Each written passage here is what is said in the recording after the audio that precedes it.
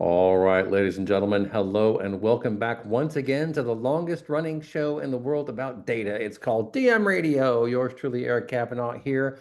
Folks, we're going to do some fun stuff today. We're going to talk about data visualization in the abstract because, of course, we're on the radio. If you want to see a visual of this, hop online to dmradio.biz. We'll have a link to the demonstration that we just saw, which is truly remarkable. And folks, I've been tracking streaming analytics now for over a decade. There were some interesting tools that came out about 12, 15 years ago. And one of them, I know, very cool technology, got bought by a bigger vendor and then disappeared, went away. But luckily, there's another one that's been built up in the last 5, 6 years or so. And these folks had a very specific purpose in mind when they were building this. So we're going to be talking to the gentleman from Row 64. Marc Stevens is with us. Mikhail Pikalov is here as well. He's one of the technical gurus, and our good buddy Mark Madsen of Third Nature is on the show today. And I just want to start off by talking about the power of visualization, the power of really understanding something. And you get to a certain level of complexity, you need tools to visualize what's happening. One of the demos that we just watched was for a cybersecurity outbreak. And what's cool is that you can see over time as the map changes. You see lights come on and reflect the fact that this hack is moving around the country. It's showing it up in other places. And to have the ability to see that at scale and be able to roll back in time really helps the analytical process. Because what are you trying to do? You're trying to figure out what is going on here, what's happening. It's going to be very difficult to see that in just rows and columns, for example. So graphs are very useful for understanding the relationships between things.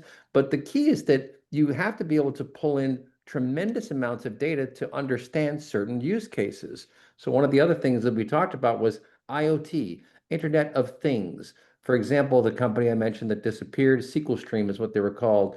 They had the Australian Department of Transportation as one of their clients. And so you could see all the buses all around the country in real time, where they were, what they're doing, if they're moving too fast, for example. So you can say, okay, that guy's speeding. We got to do something about that, especially if it's a school bus, for example.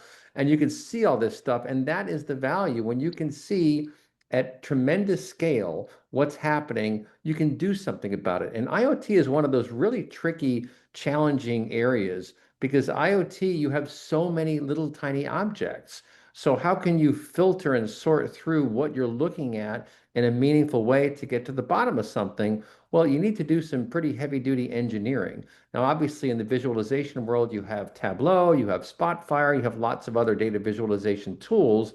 They're not really designed for real-time data visualization. They're designed for static views of a particular scenario. That has a lot of value, but for certain use cases, you really need a much heavier duty machine.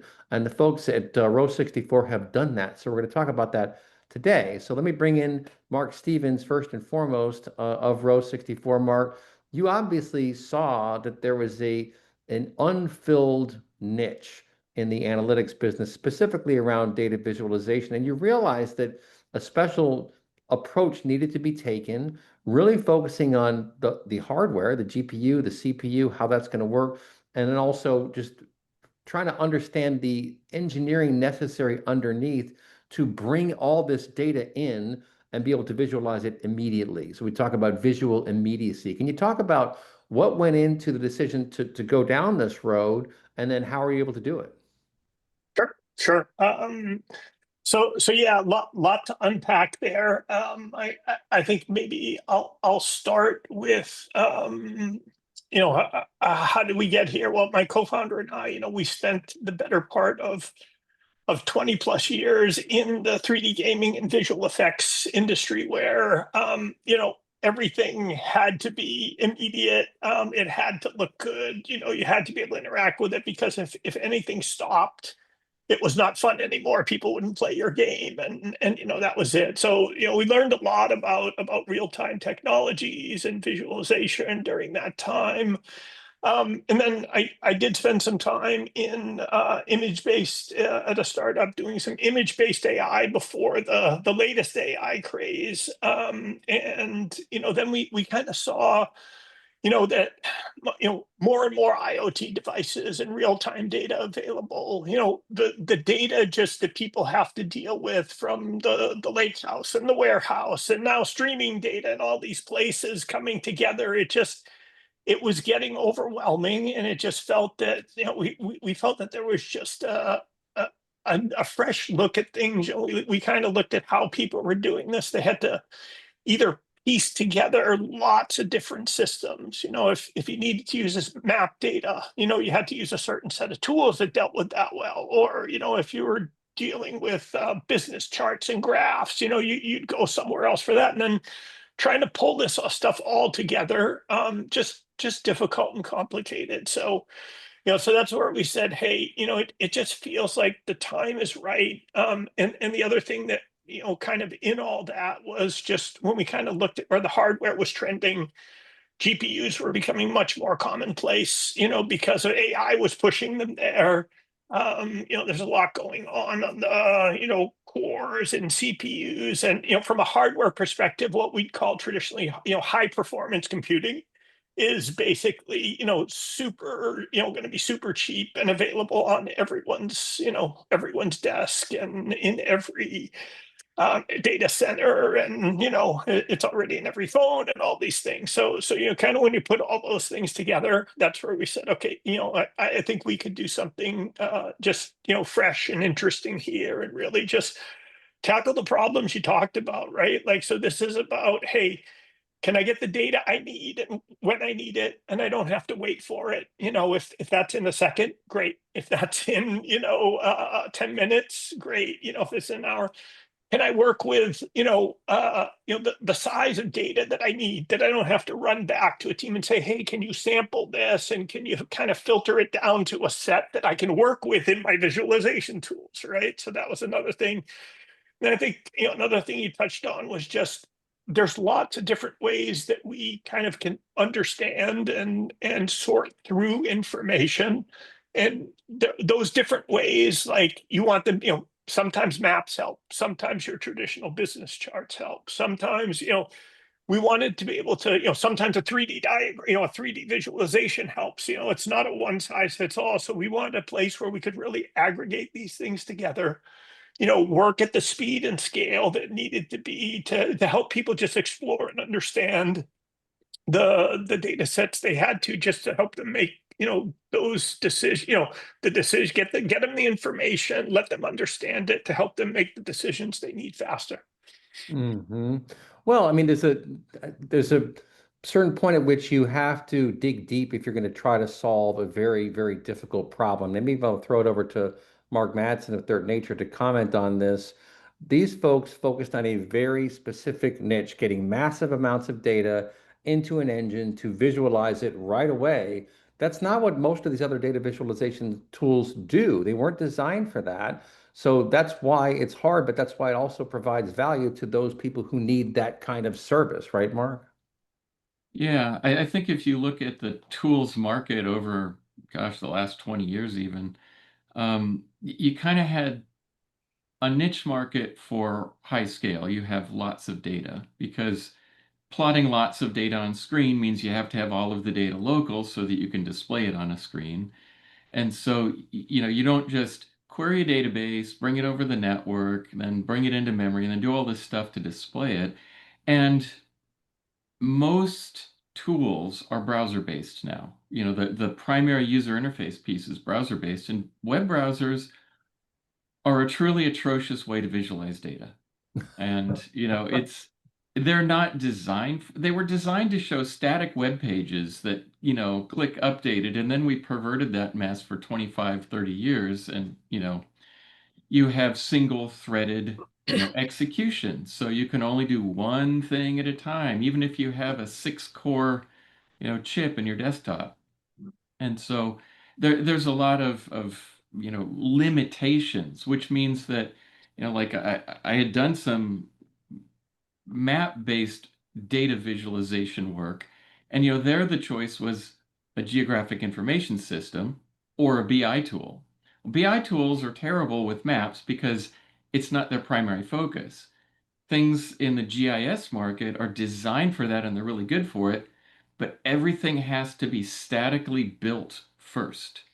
So you have to know everything about what you want on the screen, more or less, before you can do it.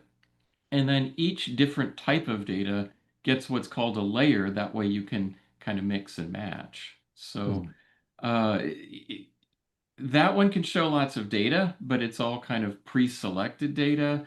Or you have data you can select, but you're limited to how many pixels you can paint on the screen at one time. And so you need an alternate architecture that lets you deal with just visualization at scale. And I haven't even talked about what about data that comes in and updates? Because I think that's the second half that I'd kind of like to hear them talk about architecturally, which is most viz models are data somewhere, database lake, whatever, mapped into some local set, like for Tableau as an example, or Power BI, which is put on screen. And the latency of an update, how do you get the data that came from a device, a monitor, a truck on the road, through a database over the network to your local computer to be updated on screen? And most of those things were designed that the user queries the data, it goes out and fetches it and brings it back. That's a totally different model than a Hmm. flow-based model. And then there's the flow-based, it's designed to take it over the network through and right into the visualization as it happens. Hmm. And that's a different model. And 90% of the viz and business intelligence market that's designed for corporate use, that's not the niche specialized stuff, can't do that. Just Hmm. absolutely out of the question. That's funny. Mikhail, maybe I'll bring you into this because I recall, and I'm going to date myself here, working on a Commodore 64 way back in the 1980s. And I actually designed a couple of video games. I did a D&D simulation game. Then I actually did a replication of asteroids. It actually worked kind of well, but I remember this issue of the screen rep, and you could do a couple different things.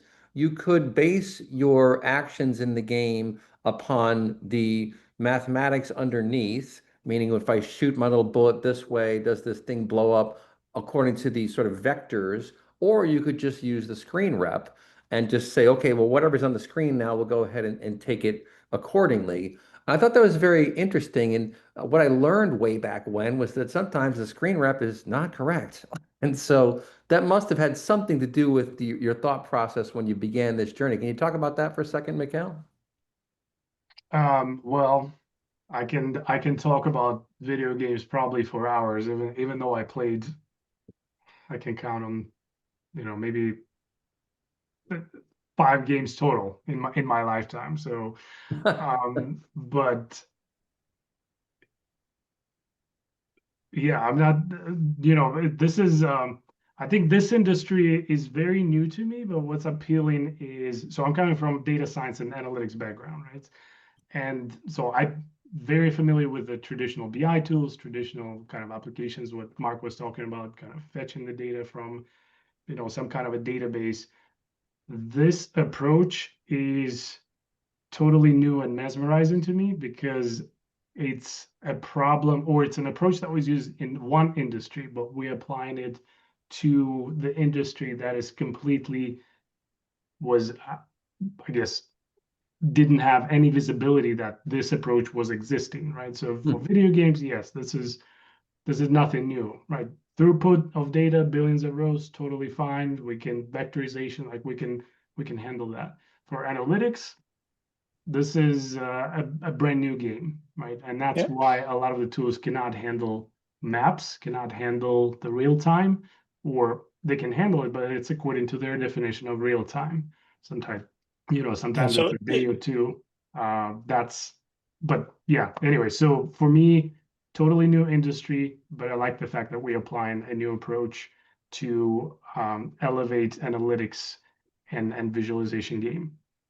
Yeah, So Mark, Eric, my co-founder was no surprise. He was a big Commodore 64 programmer, and he's wrote a lot of the he's wrote most of the code, him and the team for a lot of Row 64. So a lot of learnings from that came over to this architecture for sure. Well, and what's interesting is you've really kind of closed the loop at an industry level here because if you think about the preponderance of GPUs we have these days, that came from the gaming industry. That came because there was so much need to do this parallel processing, because in the gaming world, immediacy really matters, especially if you're doing a game with people in different locations and it's all going through the internet.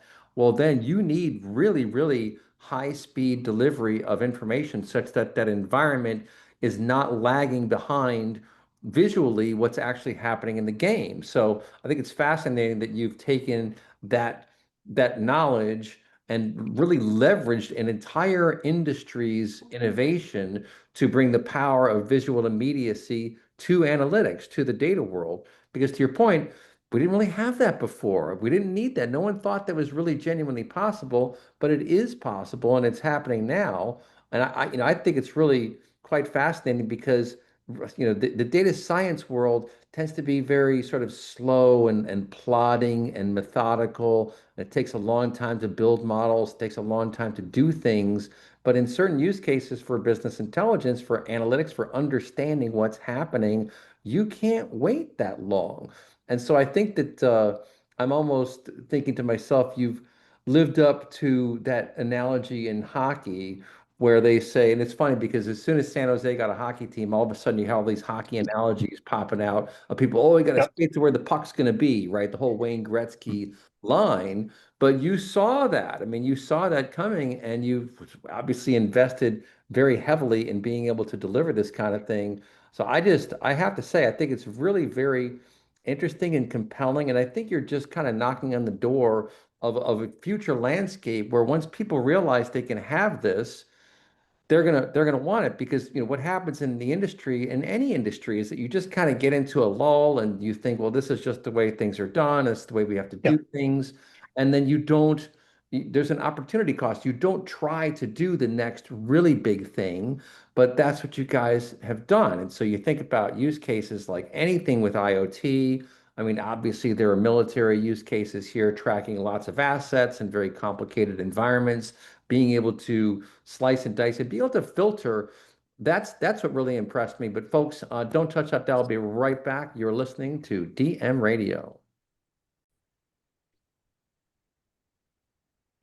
All right, folks, back here on DM Radio, talking to some data visualization experts today. Seeing is believing. That's always been the case. Most dashboards are pretty static. Most data visualization tools were designed for static dashboards, but the world is not static. The world is constantly moving. And I think more and more we have very complex problems to solve. But we're talking to Marc Stevens and Mikhail Pikalov of Row 64 and Mark Madsen of Third Nature. And Marc Stevens, I'll throw it over to you. There are obviously some very powerful use cases, but it's not for everything. But what do you see as what characterizes a valid use case for this technology? Yeah, I think there's a couple there's a couple places where I think we've focused and we think the technology has real applicable value. And I think so if you watch the earlier segment, Mikhail has shown a few of those, but I think on one side you have the vector of you know how quickly data is updating. So when we talk about IoT devices and streaming data, and can you be understand something that is happening in real time? So real time's it's always an interesting term because it's really about how fast is real time. In some places that needs to be it needs to be some millisecond time. In other cases, it could be seconds or minutes or hours in some cases. But I think that when you're looking at cases where data is changing quickly, or cases where you have a large amount of data that you're trying to explore and understand, and the traditional tools kind of fall short on those things. And then you also have the intersection of those two things, right? Because you have the case where, well, okay, I get a lot of data I'm trying to understand, and my environment's changing relatively quickly, and I have to understand the implications of that on everything, right? And then there are times where you want to you want to try to also layer back like some historical information and understand how that, that helps you kind of build your picture and understanding and helps you make your decisions moving forward. So those were the kind of vectors that we, when we were looking at, kind of the current solutions and ways of doing things that we felt were lacking. And that's what we try to solve with Row 64. Yeah, that makes a lot of sense. Mark Madsen, I'll bring you in. I mean, it takes time to build out a solution like this. So you have to have a pretty good idea of the value that's going to accrue somewhere down the road. But why do you think there's nothing else? Because like I mentioned, there was SQL Stream. There are a couple other companies, Stream. You've mentioned STRIIM, which came from the guys that did Golden Gate years ago, Golden Gate Software. Why do you think this is such a niche, and what do you think about the characteristics of a use case? I think there's three things that make it a niche. One is it's difficult to do visualization, data visualization, and to get the data right, right? You can throw stuff on the screen, but you also, when we're talking about this space, have to get the mathematics of the data correct. Hmm. Things that add, things that don't add. You can't average certain numbers. It just doesn't work. So you have to, it's relational algebra. It's what databases do and do well. You've got the challenge of how to build this stuff with, flow-based architectures. You have the fact that most enterprise data as captured, and I'm enterprise, I mean, could be a corporation, could be a, government agency, whatever, is that there are discrete classes of systems in IT managed by different departments, owned by different IT teams. So you'll have content management systems or visual asset management systems. Like years ago, I worked at Lucasfilm, and we had images and 3D models of every single damn Star Wars toy and image and whatever that got printed on a glass, put on a lunchbox, was a toy in a McDonald's meal. And every single one of those things has a whole bunch of row-based attributes right there in a database, but you can't put the images in an Oracle database, so they're in an asset management system. And then you end up crossing over data from here to there, but then the data is not up to date in the asset management system because it got updated in the Oracle system because we just sold a contract to somebody and these things are no longer available. And so you have to build an application that can talk to multiple backends and do all of this work. And when I look at the space, it's not so much that it's tied to an industry, it's tied to certain kinds of uses. And there are different ones. There's high data point, high volume visualizations, lots of data, like the cybersecurity stuff. There's mixed varieties of data, some of which are static and some of which move. I think what Marc mentioned about rate of change is important. Tableau and Power BI built around no rate of change, right? The rate of change is zero. You build a workbook, you look at your workbook. You want to refresh the data, you refresh the data, and now you have a new cache of data. That's static. At the other end of it is like, alerts and monitors that are showing a constantly moving squiggly line like a stock chart or a, temperature sensor or something. And those only exist in the now. And in between now and forever, there's this window you have to deal with. And that makes the whole space really, really complicated. But what characterizes it to me, from another aspect, or why we don't see a lot of this, at least yet, is that when you don't have the data easily assemblable and you can't deal with mixtures of static and dynamic data, and you have front end technologies that are designed for rendering rows and columns or charts in interactive time, but under users causing it, right? It's a query or a click. It's not an event that causes an update, right? It's a push versus pull model. That also changes things. And so I've had to build and use systems like this, but they typically ended up in a GIS system. And the problem there was always my data is not current.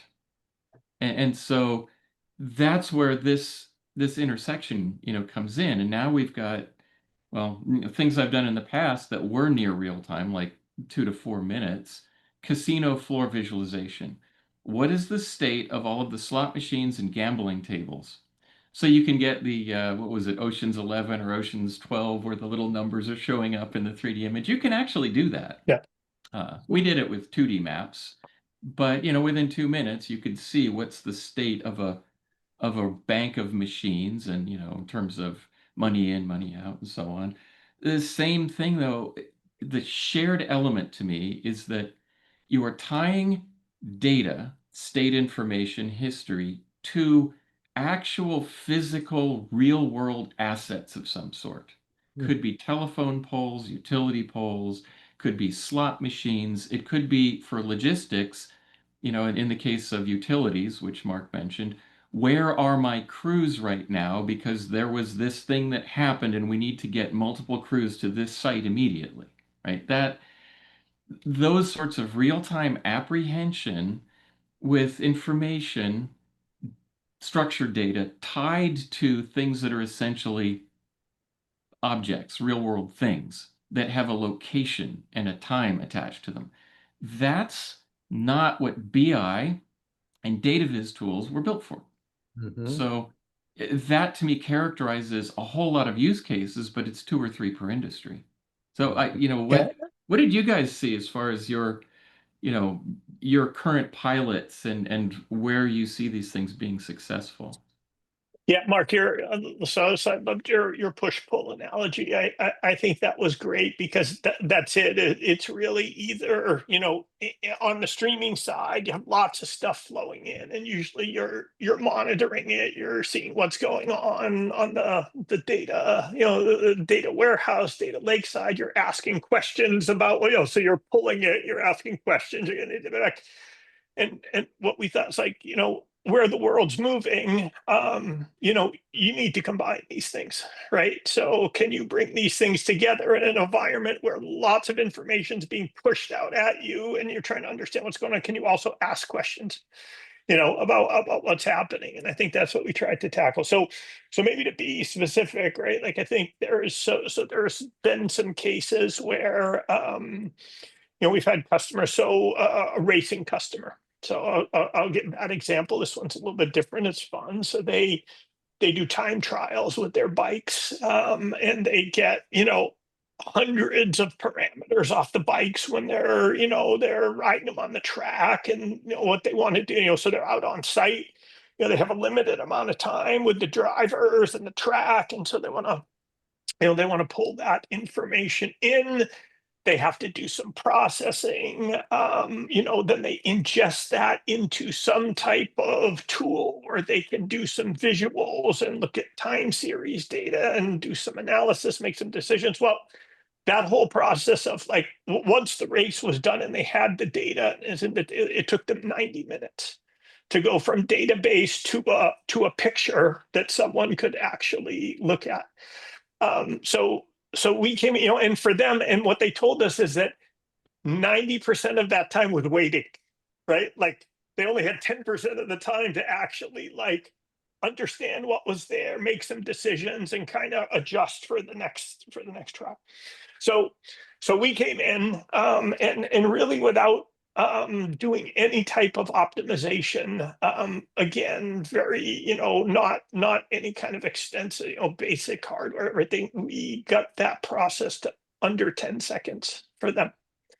And I believe we could get it down to under a second if we need, but for them, it was like a miracle, right? Like, 90 minutes to under 10 seconds. It was, so that just makes it now, for them, and these examples are different for different people, but now they can do multiple iterations, in 90 minutes, they can kind of look at different things, look at it more often. So huge win for them. Same thing like on a retail customer, they would, their traditional workflow is they, lots of point of sale records from retailers, thousands of stores across the US, think, all these things at Walmart, Target, and they would do a productivity analysis report once a month. Their team would do it. it would look back a month that, from the current month, a month later, they would get a report about how the stores were doing. So we came in and said, well, can you get that data from Walmart and Target on on a real, on a daily basis? You tell us daily, hourly, right? So we don't mind. It's, millions, hundreds of millions of point of sale records. I can tell you that same day how all, that productivity report, I throw produce it in the same day. So now all of a sudden, they're getting current day data. They can make decisions. Oh my God, these stores are doing really well. Why? Right? Can we apply some of those learnings to these other stores that are doing poorly? Well, over the course of a month, that could mean millions of dollars for them. So that's, those are a couple of the, a couple of the use cases that, just from from a business point of view, why it makes sense. Yeah, point of sale data. I mean, that's incredibly powerful if you can get it in time, because then you can identify why is number one, where should we send our product? Where should we send more product? Where should we send less product? Where a marketing campaign. I mean, that's the thing. There's so many variables that get baked into what's actually happening in your business. If you're in the retail CPG space, you got a lot of stuff. Each product gets you a little teeny tiny margin. So you have to get big numbers to make things work financially for the organization, and being able to have that line of sight to point of sale data like same day as it's coming through. I mean, that just changes the whole decision-making process and enables you to kind of pull strings and do things to optimize what's happening before you have trouble. Isn't that right, Marc Stevens? Yeah, absolutely. Right. Like I think, it's all about having the information and being able to understand it when you need it, right? And like I was saying earlier, I'll say it again, like in the point of sale data, like on a daily basis is way better than having it a month later and just going back off months historicals, right? You could do a lot more. I think, there are other cases where, like, if it's a manufacturing floor and you have IoT devices monitoring kind of what's going on the manufacturing floor, like if something breaks or something stops or something, like you want to know that, right away. You don't even want to wait a day, right? So I think, we tried to build a system that could scale to the needs of, hey, this is like, sub-second decisions we need to be making up to, well, we have a day or, we have a few days to do this, but the data set's a lot larger, right? So that's, part of our thinking as we went into architecting the system. Yeah, this is just fascinating stuff. Well, folks, we're up at another break. Stand by. We'll be right back. You're listening to DM Radio. All right, folks, back here on DM Radio, talking all about visual immediacy at scale. We're talking about being able to ingest massive amounts of data and then see what the heck it means in real time. So obviously, great use cases around cybersecurity, great use cases around um, IoT devices, cities, municipalities, things of that nature. And you guys are doing some really interesting stuff, high performance GPU and CPU accelerated computing, all to be able to do this visualization. My big question, what kinds of data are you pulling from? There are Kafka streams, there are all sorts of API hits you can do. Can you talk about the shape of the data as it goes in and what kinds of connectors you have to accommodate different types of data? Sure. Sure. Yeah, no, I think as we talked about, there's a few different vectors that data can come in. It can come in the root of traditional databases. Some people, and that's the thing, right? Like not everyone is up to date with the latest and greatest technology. There's some people that are bringing, still work with CSV files, right? So you may be bringing in files. You may be bringing in things from an SQL database. You have your data warehouses and your Databricks and your snowflakes, right? So you may want to be bringing data from there. That's on the, so we talked about this in the last segment, that's on the pull side, right? Your Oracle database, there's a million of them, right? And I think that's just, once you know, like this is a database with a schema, and we need certain information out of it, that's, you can continue to add different types. On the other side, on the kind of real-time streaming data side, you have protocols like Kafka and Flink, and so those are becoming more standards that people are familiar with. And when you get down into device level stuff, there's these AMI APIs for devices to be able to capture streaming data. So it really comes down to the two types of data, and they're usually pretty similar in terms of the formats and how they come in. But there's a lot of different ones out there. You gotta be conscious of and dealing with, and and in some cases, people will have their own in-house, databases or formats or things too, that you have to be able to, have a mechanism to be able to get that information into. So Yeah, and you guys have actual connectors that allow that kind of expedite the process. So obviously you have to set up the flows to, get all the data coming in, and you've already yep. built connectors to do that, right? Yeah, so I think, for us, it's a couple of things. So we've, for the more well-known standard things that a lot of people have been using, we've built those, and those would be available. But we've also built APIs. So we have a Python API called Row64 Tools, that will let you kind of build your own connector, if that's, like if you have some type of internal data format that we don't know about, we could help you write that. You could write that yourself. So we're basically giving you the tools to be able to do the ingest, for potentially unknown formats to us. So it's, if you say, hey, I don't have a connector to that, we don't just say, well, sorry, we can't work with you. And then there's also formats, and that's the same thing on the streaming side, right? So we've built connectors to things like Kafka, and the known formats, but then we have our own streaming API.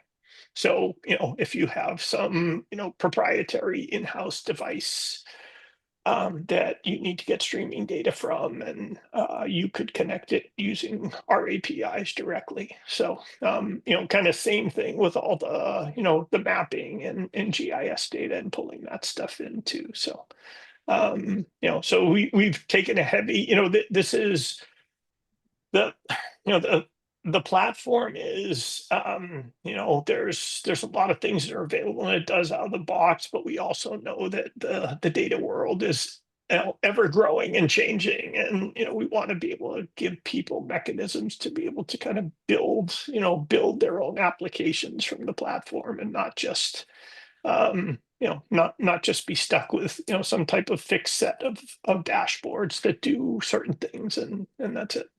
Right. Well, so I mean, some of this stuff just kind of blows my mind. Mark, Matson, I'll throw it back over to you. You made a number of really good points about the different shapes and sizes of data, and that's one of the challenges, right? Is you can't just cram all these round pegs into square holes. You have to be careful about how you do that, and I guess that's where some of the engineering work comes into play, right? Yeah, I mean, if you think about it, we divided the work in the data market. There's database work, which sits over here, and then if you want to query data, display data, it comes out of the database as the subset that you're interested in, and that's what gets processed and rendered on screen. Um, but it's typically, one kind of data. It's never been easy to shove a bunch of images into a SQL Server database, or anything else, because you have the storage problem. And then on the client side, because it's designed for one type of use case, one type of work, you typically don't easily mix different sorts of things on screen, especially when you're trying to combine them on screen, like in the case of, maps. And, I mean, a map could be a city map like was shown earlier, or it could be, a map of a casino floor, like I said, or I had to use it in things like orchards management. You've got test plots with sensors, and there's sensors for a whole bunch of different inputs as well as environmental sensors. And some of that data is static, trees don't move. And some of that data is, like infrastructure, like pipes and irrigation. And some of that stuff is constant streaming flow. And so the shapes are totally different. Where they come from is different. And like Marc was saying, there's APIs to talk to some specific wireline sensor. And a lot of data ends up being packaged up and shipped like that in these, I call them weird formats. But at the end of the day, most of it can be broken back out into fields in a row and stuffed into databases or used that way. But when you want to bring in the visual element or the location element, and you want to overlay these things, like in fashion retail, which has changed a lot since I worked in it, you'd have a catalog, right? And it'd be a catalog of what's, purses and belts and, various products like that, accessories. And when you run a mail campaign and you ship out a catalog, you have demand curves that you expect, and you've got real sales. And if you wanted to see those things, people used to actually go out and get the data into a report, print it out, cut it up, and paste those things onto catalogs. And even as late as the early 2000s, it was still hard to get a PDF and then put numbers onto a PDF, onto a page, so that you could flip through and say, well, how's this doing? How's this spread doing? Because it's not just about how's this product doing, it's about how's this combination in a page spread doing. And this is all very visually oriented analysis of data in context, right? It's the context piece. And now it's different. We don't do as much of that, but it still happens. But now you have web inventory, right? You've got a whole bunch of stuff. You've got the same thing, CMSs, 360s, short videos, and sales data. And because it's e-com and you can twist and turn some dials about what gets promoted where and how, you have the ability to act. Point of sale data in a physical store has an action time measured in hours, right? At best. And usually it's days, right? By the time you get the information, even if you have it, are you going to be able to get somebody on the phone in the store to go and restock an end display because it's empty? No. Right? It's going to take hours, maybe a day. So action time for some things matters and for other things it doesn't. And so that's another reason you don't see these kinds of tools in certain contexts, because even though a shelf planogram in a Walmart seems like a really visual thing where you can tie lots of numbers in, and it is great for certain types of analysis, real time doesn't matter, right? Near, within a certain amount of reaction time, and then Right. who it matters to is the other part. Right. Well, that actually brings me to a thought I had about the podcast bonus segment, which is coming up next. Well, folks, let me know if you want to come on the show. Send me an email to info@dmradio.biz. We are planning out the rest of the year. It's almost, we're almost in October. I can't believe it. But send me an email. Podcast bonus segment is coming up next. Stand by. You're listening to DM Radio. All right, folks, time for the podcast bonus segment here on a fantastic show, Visual Immediacy at Scale. We're talking to the folks from Row 64, Marc Stevens, that's Marc with a C, Stevens with a V, and Mikhail Pikalov are from Row 64, and Marc Madsen from Third Nature. And Marc Stevens, as I'm watching this, I'm thinking to myself, most business intelligence historically was designed for senior level decision makers to make big decisions about where to invest money, which markets to move into, which new products to launch, with strategic decisions. It seems to me what you have certainly plays into that, but it's almost more for operators, for people who are responsible for theaters of activity that are extremely complex and extremely expensive. So I think that's kind of interesting. You're going direct to the people who are controlling what's happening on the ground in the world today, right? Yeah, absolutely. Like I think it's a great point because all those tools are built, all the hard work and analysis was done by all those folks, and you're just kind of summarizing it, to someone so they can make a decision. But if that person ever wants to say, hey, well, what about if we change this? Or, well, they do. I've been in plenty of presentations where someone gets up, they present everything, and say, "Yeah, but what about this? What about that?" And then everyone has to go run off and crunch more numbers, and then come back for another meeting, right? Like, and then and that's to think about the amount of time and energy to do all that. So, we really wanted to empower, like, and now, I mean, everyone's working with data in companies, and we wanted to empower all the team, to build a tool that could, be flexible enough to be used in different types of situations, to be able to use throughout the organization, for different types of problems. So yeah, this is really, this isn't just a summary anymore. This is a, explore, help them figure things out. This is becoming a tool in the, in the arsenal that everyone's going to need.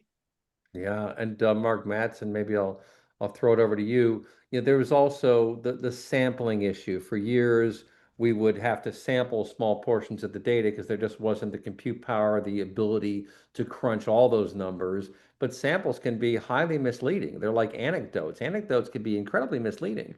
And a lot of media tends to focus on anecdotes, which are the outliers, and that's not in the main. And what I think is interesting here is because they built a solution designed to ingest so much data in real time, that's a very different view of the world, what's actually happening compared to what happened last month.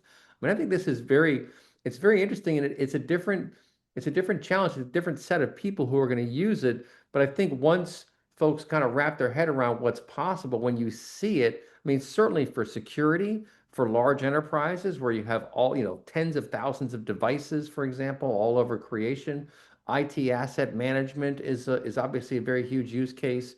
I just think it's very interesting that these folks worked so hard and to deliver something in a single box. So this is not some big cloud-based effort. This is in a single box that you connect to all your data sources, and bam, you can see really amazing things. What do you think? What are your closing thoughts? Yeah, I see this as an application tool in the sense that I'm building specific things for specific people and tasks, right? So I'm able to kind of narrow the domain down, as opposed to I'm going to chart and graph the world, right? Is it what you're talking about? Well, the sample thing is sampling. Statistical sampling is obviously hard, but we've been past that with databases for decades now. I mean, we use all the data. The thing is to apprehend the data as a person, you usually boil it down to metrics of different types. They might be averages and medians and sums and so on. But where it gets interesting is when the individual thing matters. The slot machine, the truck, the utility pole. And your problem is that you need the whole data set, but you're not averaging anything. You're just picking out certain elements of it. In the case of data, maybe it's anomalous data, right? So there's several time series and there's some things that happen and you pick off those anomalies and then you focus in on those. And, that sort of apprehension and focus, or, context plus focus is what you'd call it in the visualization world, is the thing that's really powerful. Mhm. And that means all of your data, just little bits of your data. And you kind of go back and forth when you're doing analysis or exploration of that type. Yeah. And Mikhail, since you didn't say too much this last segment, I'll throw over to you for final comments. There was this whole concept, gosh, probably 7, 8 years ago now, of gamification, of making something like a game so people use it and have fun with it and get engaged in it. And that's kind of what you've done. I mean, you've literally done gamification to large data sets. What are your final thoughts, Mikhail? That's exactly right. So your second question to me is again about video games. So I can talk about those for hours, but that's exactly right. Especially in the first demo that I showed, the cyber security. Uh, the data is springing to life in front of the end user as events happen. You can make it more visual. You can make it more game-like than that. And again, tying back to my comment earlier, I like that we are applying a problem from one industry to solve an issue in a totally new application or Yeah. approach. Well, what a fantastic show. Look these gentlemen up online, Mikhail Pikalov and Marc Stevens of Row64. Row64.com, I believe, is the address, right? The URL. That's And it. of course, Mark Madsen of Third Nature. Then send me an email. Let me know what you think, folks. info@dmradio.biz. This concludes another episode. We'll talk to you next time, folks. You've been listening to DM Radio.